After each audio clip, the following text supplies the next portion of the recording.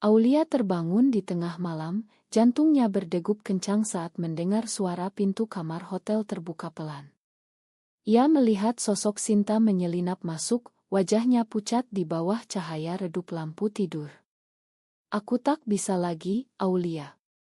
Besok kau akan menikah, tapi hatiku tak rela," bisik Sinta, suaranya gemetar tapi tegas. Aulia duduk tegak, tangannya memegang selimut erat, mata mereka bertemu dalam kegelapan yang penuh rahasia. Besok adalah hari pernikahannya dengan seorang pria yang dipilih keluarganya, tapi malam ini, rahasia cintanya dengan Sinta terancam meledak. Di Jakarta yang sibuk ini, di mana norma masyarakat menindas perasaan seperti milik mereka, Aulia merasa dunia mulai runtuh. Pagi itu, Aulia berdiri di depan cermin kamar mandi, air mata mengalir diam-diam. Ia ingat pertama kali bertemu Sinta 2 tahun lalu, di sebuah kai kecil di Tamrin. Sinta adalah rekan kerjanya di kantor pemasaran, seorang wanita berusia 28 tahun dengan senyum yang selalu membuat Aulia merasa aman. Mereka mulai dengan obrolan biasa tentang pekerjaan, tapi lambat laun, percakapan itu berubah menjadi curhatan hati. Aulia, yang berusia 25 tahun, berasal dari keluarga konservatif di Bandung, di mana ayahnya seorang ulama terkenal. Ia diajari bahwa pernikahan adalah kewajiban, dan cinta harus sesuai dengan norma agama dan masyarakat. Tapi Sinta, yang tumbuh di keluarga liberal di Jakarta, membuka mata Aulia pada perasaan yang selama ini ia tekan. "Aku tak pernah merasa seperti ini sebelumnya," kata Aulia suatu malam, saat mereka berdua duduk di taman kota, angin malam meniup rambut mereka. Sinta memegang tangannya pelan, dan detik itu, Aulia tahu bahwa ini lebih dari persahabatan. Tapi ketakutan segera menyusul. Bagaimana jika keluarganya tahu? Ayahnya pernah berkata, haram bagi seorang muslimah untuk menyimpang dari fitrah. Kata-kata itu seperti belenggu yang mengikat Aulia, membuatnya ragu setiap kali Sinta mendekat. Namun, cinta itu tumbuh diam-diam, seperti bunga di tengah badai. Mereka bertemu sembunyi-sembunyi, di kai-kai tersembunyi atau apartemen Sinta yang kecil. Setiap pertemuan penuh gairah emosional, tapi juga ketakutan akan penolakan sosial. Kini, di malam sebelum pernikahan, Sinta datang untuk yang terakhir kali. "Kau harus memilih, Aulia. Aku atau keluargamu?" tanya Sinta, matanya penuh harap dan keputusasaan. Aulia merasa dadanya sesak. Ia mencintai Sinta, tapi meninggalkan keluarga berarti kehilangan segalanya, dukungan finansial, nama baik, bahkan mungkin nyawa sosialnya. Di Indonesia, di mana undang-undang anti semakin ketat, cerita seperti milik mereka sering berakhir dengan pengucilan atau lebih buruk. Aulia ingat berita tentang seorang wanita yang diusir keluarga karena orientasinya, hidup sendirian di pinggiran kota.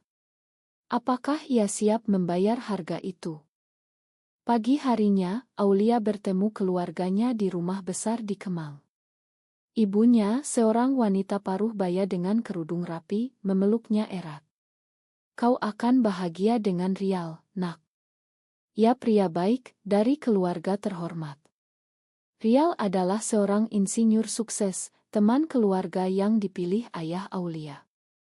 Ia sopan, tapi Aulia tak pernah merasakan getar hati dengannya. Setiap kali mereka bertemu, Aulia hanya bisa tersenyum palsu, pikirannya melayang ke Sinta. Tapi tekanan keluarga tak bisa dihindari. Ayahnya, Ustadz Hamid, sering berkhotbah tentang pentingnya pernikahan untuk menjaga moral masyarakat. "Jangan biarkan setan menggoda kalian," katanya di masjid setiap Jumat.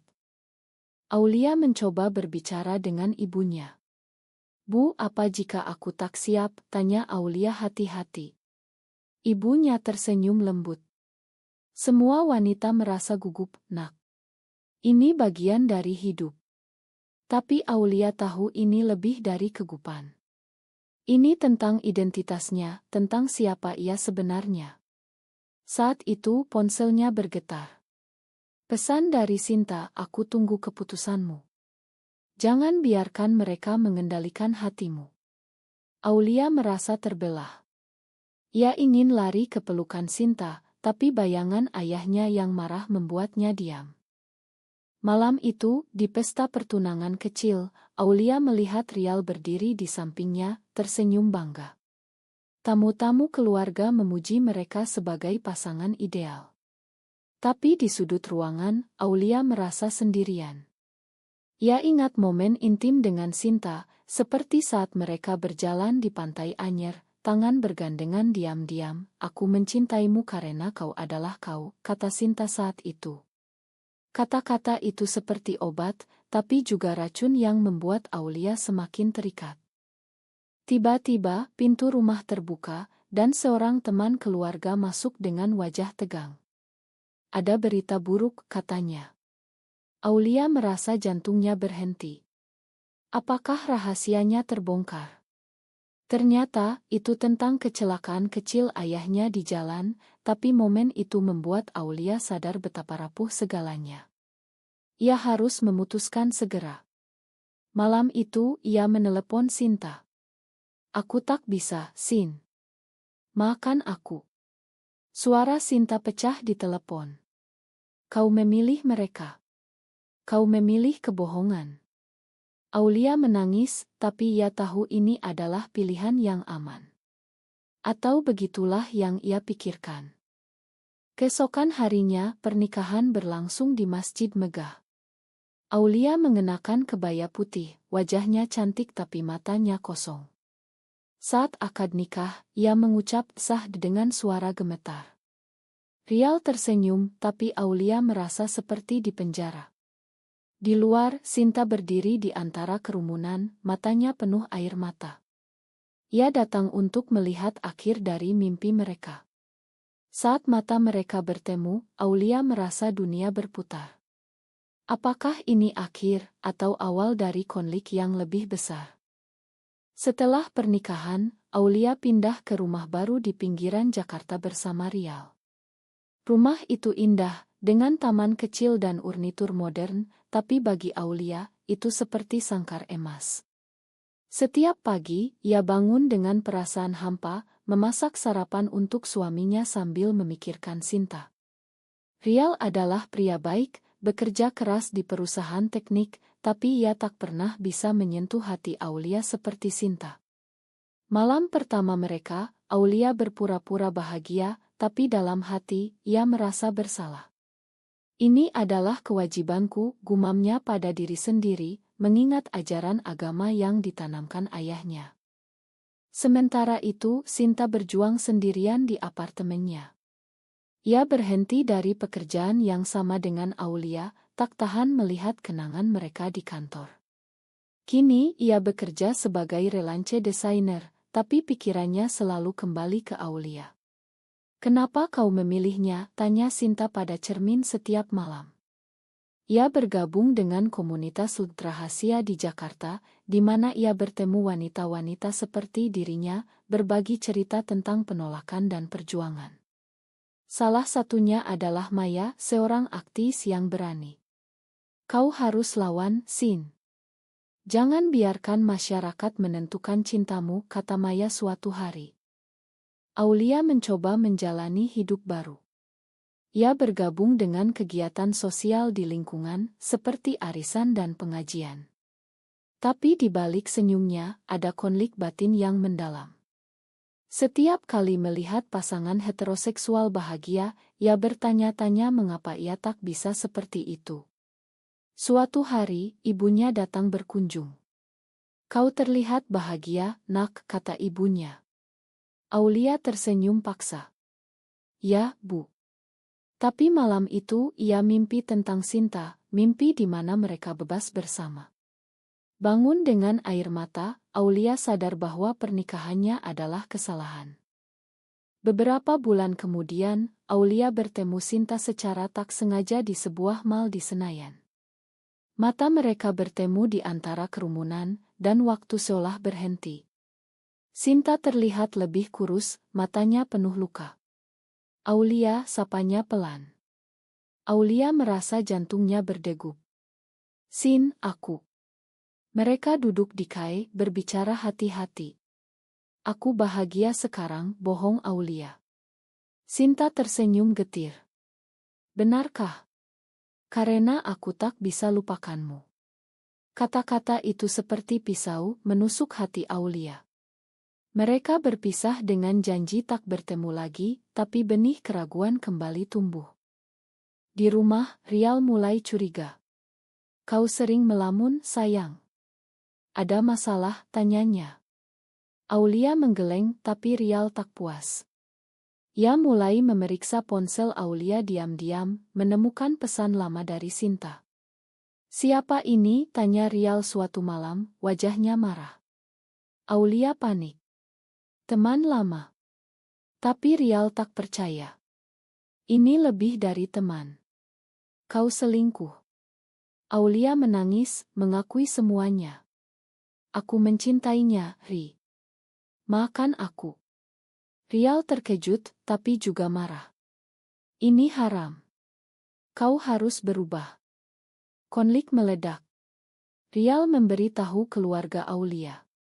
Ayahnya datang dengan wajah merah. Kau membawa malu pada keluarga. Ini pengaruh setan, teriak Ustadz Hamid. Aulia berlutut, memohon maaf, tapi hatinya memberontak. Ayah, ini aku yang sebenarnya. Tapi ayahnya tak mendengar. Ia memaksa Aulia ikut pengobatan rohani ke seorang ustadz yang katanya bisa menyembuhkan orientasi seperti itu. Aulia merasa seperti binatang yang diburu. Sementara itu, Sinta mendengar berita itu dari teman bersama. Ia marah dan khawatir. Aku harus bantu dia, kata Sinta pada Maya. Maya menggeleng. Ini berbahaya, Sin. Keluarganya berpengaruh. Tapi Sinta tak peduli. Ia menyusup ke pertemuan keluarga, berpura-pura sebagai teman. Di sana ia melihat Aulia yang pucat, dipaksa berdoa berjam-jam. Ini penyiksaan, gumam Sinta. Malam itu ia menelepon Aulia secara rahasia. Lari bersamaku, Aul. Aulia ragu. Aku tak bisa. Mereka akan hancur. Puncaknya datang saat ayah Aulia mengumumkan bahwa Aulia harus cerai dari Rial dan kembali ke Bandung untuk direhabilitasi. Rial setuju, merasa dikhianati. Aulia merasa dunia runtuh. Ia harus memilih patuh pada keluarga atau ikuti hati. Di tengah malam, ia kabur dari rumah, naik taksi ke apartemen Sinta. Aku memilihmu, katanya saat pintu terbuka. Sinta memeluknya erat, tapi mereka tahu ini baru awal perjuangan. Hidup baru Aulia dan Sinta dimulai di sebuah apartemen kecil di pinggiran Bekasi, jauh dari mata keluarga. Mereka hidup sembunyi-sembunyi, bekerja dari rumah untuk menghindari pertemuan tak diinginkan. Aulia merasa bebas untuk pertama kalinya, tapi juga ketakutan. Setiap suara pintu membuatnya gelisah, takut ayahnya datang. Sinta mencoba menenangkannya. Kita kuat bersama, Aul. Mereka menghabiskan malam berbicara tentang mimpi, tentang hari di mana masyarakat Indonesia menerima cinta seperti milik mereka. Tapi realitas segera menyusul. Keluarga Aulia melaporkannya hilang ke polisi, meski Aulia sudah dewasa. Berita menyebar di media sosial, dengan judul-judul seperti Putri Ustadz terkenal kabur karena cinta sesama jenis. Netizen ramai berkomentar, sebagian mendukung, tapi banyak yang menghujat. Haram. Kembalilah ke jalan benar, tulis salah satu. Aulia membaca itu semua, hatinya terluka. Apakah aku salah, Sin? Tanyanya suatu malam. Sinta memegang tangannya. Tidak. Cinta tak pernah salah. Maya, teman Sinta, membantu mereka. Sebagai aktivis, ia menghubungkan mereka dengan jaringan dukungan di Jakarta. Mereka ikut pertemuan rahasia, mendengar cerita orang lain. Ada yang diusir keluarga, ada yang kehilangan pekerjaan. Itu membuat Aulia sadar bahwa perjuangannya bukan sendirian. Tapi konflik internal tetap ada. Aulia merindukan ibunya, yang katanya sakit karena kepergiannya. Apa aku egois, gumam Aulia. Suatu hari, Rial datang ke apartemen mereka, didapat alamat dari detektif swasta. Aku ingin bicara, katanya tenang. Aulia tegang, tapi Sinta berdiri di sampingnya. Rial mengakui kesalahannya. Aku marah karena merasa dikhianati, tapi sekarang aku paham. Kau tak pernah mencintaiku. Ia memberikan surat cerai, tapi juga peringatan. Keluargamu tak akan berhenti. Aulia menangis, terima kasih padanya. Tapi kata-kata itu membuatnya takut. Ayah Aulia semakin agresi. Ia berkhotbah di masjid tentang penyakit masyarakat seperti LGBT, menyebut nama Aulia tanpa nama. Ide itu viral, dan ancaman datang. Seseorang melempar batu ke jendela apartemen mereka. Sinta terluka ringan, tapi itu cukup untuk membuat Aulia panik. Ini karena aku. Kita harus pisah. Sinta menolak. Tidak, kita lawan bersama. Mereka memutuskan pindah ke Bali, di mana komunitas lebih terbuka. Di sana, mereka mulai hidup baru. Aulia bekerja di KAE, Sinta sebagai desainer. Mereka berteman dengan pasangan lesbian lain, belajar tentang hak-hak mereka. Tapi masa lalu tak hilang. Ibu Aulia menelepon suatu hari, suaranya lemah. Kembalilah, nak. Ayahmu sakit karena ini. Aulia ragu. Apakah ia harus kembali? Konflik mencapai puncak saat ayah Aulia datang ke Bali, didampingi saudara-saudaranya. Mereka menemukan Aulia di KAE. Kau harus pulang, teriak ayahnya. Aulia berdiri tegar. Tidak, ayah. Ini hidupku. Pertengkaran sengit terjadi, dengan ayahnya mengutip ayat-ayat suci.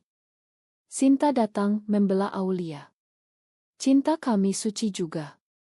Ayah Aulia marah besar, mengusir Aulia dari keluarga. Kau bukan anakku lagi. Aulia hancur, tapi juga bebas. Ia memeluk Sinta, tahu bahwa pilihan ini mahal. Mereka kembali ke apartemen, merencanakan masa depan. Tapi luka itu dalam, dan Aulia mulai mempertanyakan apakah benar-benar layak. Di Bali, Aulia dan Sinta mencoba membangun kehidupan stabil. Mereka ikut kegiatan komunitas LGBT, seperti workshop tentang hak asasi. Aulia mulai menulis blog anonim tentang pengalamannya, berbagi cerita untuk membantu orang lain. Aku pernah takut, tapi sekarang aku bangga, tulisnya. Blog itu mendapat respons positif, tapi juga ancaman dari kelompok konservatif. Sementara itu, keluarga Aulia tak menyerah. Saudara laki-lakinya, Ahmad, datang ke Bali secara diam-diam. Ia bertemu Aulia di pantai. Ayah sakit parah, Aul. Kembalilah. Aulia menangis. Aku tak bisa bohong lagi. Ahmad marah. Ini karena wanita itu. Ia meracuni pikiranmu. Ia mencoba memaksa Aulia pulang, tapi Sinta muncul, menghalangi. Jangan sentuh dia. Pertarungan verbal meledak, dan Ahmad pergi dengan ancaman. Kau akan menyesal. Malam itu, Aulia dan Sinta bertengkar pertama kali. Mungkin kau harus kembali ke keluargamu, kata Sinta lelah. Aulia terkejut. Kenapa? Kau menyerah. Sinta menggeleng. Aku tak ingin kau menderita karena aku. Aulia memeluknya. Kita bersama. Tapi benih keraguan tumbuh. Beberapa minggu kemudian, berita buruk datang. Ayah Aulia meninggal karena serangan jantung. Ibunya menelepon, menyalahkan Aulia. Kau penyebabnya. Aulia hancur, merasa bersalah. Ia pergi ke pemakaman di Bandung, sendirian. Di sana keluarga menatapnya dingin. Kau tak pantas di sini, kata Ahmad. Aulia menangis di makam ayahnya, memohon maaf. Maafkan aku, ya. Kembali ke Bali, Aulia berubah. Ia menjadi pendiam, sering menangis sendirian. Sinta mencoba membantu, tapi Aulia menjauh. Ini terlalu berat, Sin. Konflik internal Aulia memuncak. Ia mulai memikirkan untuk kembali ke jalan lurus, mungkin menikah lagi. Tapi hatinya tak setuju. Maya datang berkunjung, memberi nasihat. Jangan biarkan rasa bersalah mengendalikanmu. Ayahmu mencintaimu, tapi ia salah. Aulia mendengar, tapi sulit. Suatu malam, ia bertemu seorang wanita di bar, berbicara tentang pengalaman serupa. Aku pernah menyerah, dan menyesal seumur hidup, kata wanita itu. Itu membuat Aulia berpikir. Puncaknya, Sinta menemukan catatan Aulia yang berisi rencana untuk pergi. Kau akan tinggalkan aku, tanya Sinta marah. Aulia menangis. Aku tak ingin menyakiti lebih banyak orang. Mereka bertengkar hebat, saling tuding. Kau pengecut, kata Sinta. Aulia pergi, tapi kembali pagi harinya. Maafkan aku. Aku memilihmu lagi. Mereka berdamai, tapi keretakan ada. Mereka memutuskan ikut terapi pasangan rahasia, belajar mengatasi trauma. Aulia mulai berbicara dengan ibunya lagi, pelan-pelan. Bu, aku tetap anakmu. Ibunya ragu, tapi mulai melunak. Tahun berganti, Aulia dan Sinta semakin kuat. Mereka pindah kembali ke Jakarta, bergabung dengan gerakan advokasi LGBT. Aulia menjadi pembicara di acara-acara kecil, berbagi ceritanya. Aku kehilangan keluarga, tapi mendapat kebebasan, katanya. Sinta bangga, tapi tetap waspada terhadap ancaman. Suatu hari, Ahmad datang lagi, tapi kali ini berbeda. Aku salah, Aul. Ayah terlalu keras. Mereka berdamai pelan, meski tak sepenuhnya. Ibu Aulia mulai berkunjung, menerima Sinta sebagai teman. Itu kemajuan kecil, tapi berarti. Tapi masyarakat tak berubah semudah itu. Saat Aulia dan Sinta ikut parade Pride rahasia, polisi datang membubarkan. Mereka kabur, tapi itu mengingatkan betapa rapuh posisi mereka. Apakah kita akan selamanya bersembunyi, tanya Aulia. Di akhir cerita, Aulia berdiri di balkon, memandang kota Jakarta yang gemerlap. Ia telah membayar mahal, kehilangan ayah, keluarga yang retak, tapi mendapat cinta sejati. Sinta memeluknya dari belakang. Kita menang, Aul. Apakah memilih cinta di atas norma masyarakat selalu benar, atau adakah saat di mana pengorbanan terlalu besar untuk dibenarkan?